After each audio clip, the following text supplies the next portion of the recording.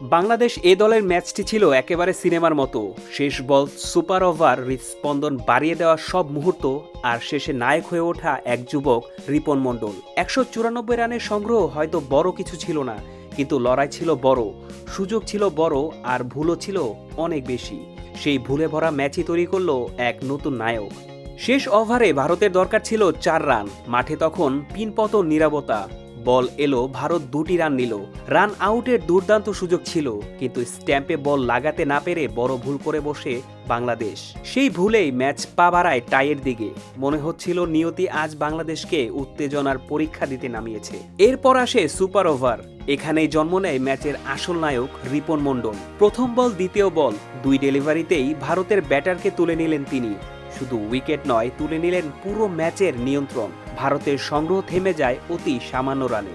বাংলাদেশের দরকার ছিল মাত্র ১ রান, কিন্তু ম্যাচ জমে ওঠে আর এক নাটকে। প্রথম বলে উইকেট পড়ে যায়, প্রেসার আবার মাথায়, যেন আবারও এক নতুন দোলা। কিন্তু চাপ সামলাতে পারেনি প্রতিপক্ষ বোলার। পরের বল ওয়াইড, আর সেখানেই শেষ। সেই ওয়াইড বলে বাংলাদেশ নিশ্চিত করে ফাইনালের টিকিট। তবে এই জয় শুধু ১ রান, এক সুপার ওভার বা এক ওয়াইডের গল্প নয়, এটি রিপনের সাহসের গল্প। ম্যাচের কঠিন মুহূর্তে যে মাথা ঠান্ডা রাখতে পারে, রিপন মণ্ডল আজ সেই প্রতীক। ২৩ নভেম্বর ফাইনাল ম্যাচ, সামনে সুযোগ নতুন ইতিহাস গড়ার। আর আজকের এই নাটকীয় জয় বলছে একটাই কথা, বাংলাদেশ এ দল থামতে আসেনি, লড়তে এসেছে। Mohammad Amir Hossain, ultimate sports.